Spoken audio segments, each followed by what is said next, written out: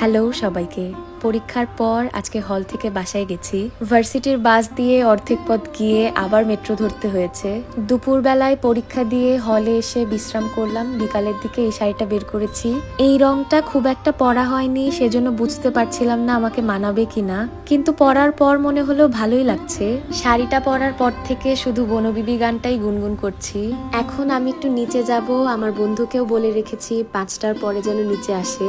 আমাদের মাঠের সামনে সিঁড়িতে বসে আমার বন্ধুর জন্য অপেক্ষা করছি। আমাদের হলের এই আমড়া গাছটায় না প্রচুর আমড়া ধরে, প্রায়ই মেয়েরা এই গাছ থেকে আমড়া পেরে নিয়ে যায়।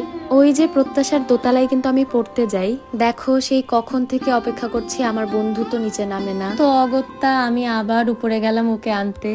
ওর রুমে গিয়ে দেখি ও ঘুমাচ্ছে। আমার বন্ধুর রুমের সামনে কেউ একজন এটা এঁকেছিল। দেখো সে তো এখন আর হলে নেই, কিন্তু তার এই আঁকাটা প্রায় 10 বছর পরেও রয়ে গেছে। যাই হোক, বন্ধুকে নিয়ে নিচে নামলাম, শাড়িটার ছবি তুলতে হবে। হলে এই জায়গাটাতেই বোধহয় আমি সব ছবি তুলি। হলের সব জায়গাতেই আমার ছবি তোলা শেষ, তবুও আমরা একটু খুঁজছিলাম যে কোন জায়গায় এখনো ছবি তুলিনি। তারপর এই জায়গাটা পেলাম, এখানে বসেই সুন্দর সুন্দর ছবি তুলেছি কয়েকটা। ছবি তোলা শেষ করে এই লেবু গাছটা থেকে 2টা লেবু পেরেছি। ঝোপঝাড় থেকে আমার বন্ধুই কিন্তু এই লেবু গাছটা আবিষ্কার করেছে। যাই হোক, হলে থাকলে বিকালবেলা একটু ভাজাভুজি না খেলে ভালোই লাগে না। হলে বিকালবেলায় অনেক ধরনের খাবার বানানো হয়। আমি ঝালমুড়ি, পেঁয়াজু আর একটু ফ্রেঞ্চ ফ্রাই নিয়েছি। বিকালবেলা একটু কড়া দুধ চা না খেলেই নয়। তো এটা ওটা খেতে খেতে বন্ধুর সঙ্গে অনেকক্ষণ বসে গল্প করলাম। এই দেখো আমার মাথার উপর দিয়ে কালো বেড়াল যাচ্ছে। সন্ধ্যা 7টার পর হল থেকে বের হলাম। আজকে বাসায় যাব।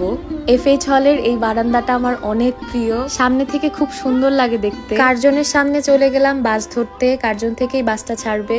এই হাওয়ায় দোলা বাগান বিলাস আর মেট্রো দেখতে দেখতে আমার বাস ছাড়ার সময় হয়ে গেছে। বাসে আমার জুনিয়রের সঙ্গে দেখা হয়ে গেল। বাসে দুজন মিলে গল্প করতে করতে যাচ্ছিলাম, কিন্তু কিছুটা পথ যেতেই শুনি এদিকে নাকি আজকে রাস্তা বন্ধ। তো আমাদের আবার সেই কোন দিকে যেন ঘুরে যেতে হবে। রাস্তায় আজকে অসম্ভব জ্যাম ছিল, সেজন্য আমরা ঠিক করলাম আমরা নেমে মেট্রো করে চলে যাব। বাসেই একজন সিনিয়র আপুর সঙ্গে পরিচয় হয়েছে। আমার জুনিয়র সিনিয়র আমরা 3জনই একই জায়গায় নামবো। তো মেট্রো করে চলে আসলাম মিরপুর 10-এ। সেখান থেকে বাসায় যাওয়ার জন্য আবার আরেকটা রিক্সা নিলাম। আমরা সবাই অনেক বেশি টায়ার্ড ছিলাম, তবে 3জন মিলে গল্প করতে করতে বাসায় ফেরাটা ভালোই লাগছিল। বাসায় ঢুকেই প্রথমে চেক করলাম আমার কোনো পার্সেল এসেছে কিনা। বাসায় ফেরার কথা ছিল 8:30টায়, কিন্তু আসতে আসতে 9:30 বেজে গেছে। বাসায় গিয়ে তো দেখি অনেক রান্না বান্না হচ্ছে। আমার কি কি পার্সেল এসেছে সেগুলো একটু দেখছিলাম। টিল্যান্ড থেকে চা পাতা এসেছে, দেখে তো খুবই খুশি হয়েছি। একটা আমি বাসায় রাখবো, আরেকটা আমি হলে নিয়ে যাব। জলকুমুদ থেকে সুন্দর একটা কালো শাড়ি এসেছে। জলকুমুদ নামটা কিন্তু খুব সুন্দর। আরেকটা সুন্দর কালো শাড়ি এসেছে বেহেস্তি পেজ থেকে। আরো অনেক কিছু এসেছে। আমার পরীক্ষাটা শেষ হলে কাজগুলো আস্তে আস্তে শুরু করব। বাসায় গিয়ে আমি 10 মিনিটও বসিনি, সঙ্গে সঙ্গে শাড়িটা পাল্টে চলে গেলাম টিউশনে। সত্যি বলতে এত কিছুর পর পড়াতে যাওয়াটা আমার জন্য একটু চাপের হয়ে যায়, তবে আমার দায়িত্ব আর অনুরাগের কাছে এসব চাপ কিছুই না। আমি কিন্তু পড়াতে অসম্ভব ভালোবাসি। এই ঘড়িটা দেখলেই আমার চার্লি চ্যাপলিনের কথা মনে পড়ে। আজকে মাহিরকে কপোতাক্ষ নদ পড়িয়েছি। এত সুন্দর এত ভালো একটা কবিতা ওকে আমি এখনো পড়াইনি দেখে তো আমি নিজেই অবাক হয়ে গেছি। আমার স্টুডেন্ট ক্লাস 10-এ পড়ে। ওকে পড়ানোর সময় আমি নিজে খুব নস্টালজিক হয়ে যাই। মনে হয় এই তো সেদিনই আমি এগুলো পড়ে এসেছি, আর এখন কিনা আমি নিজে আরেকজনকে পড়াচ্ছি।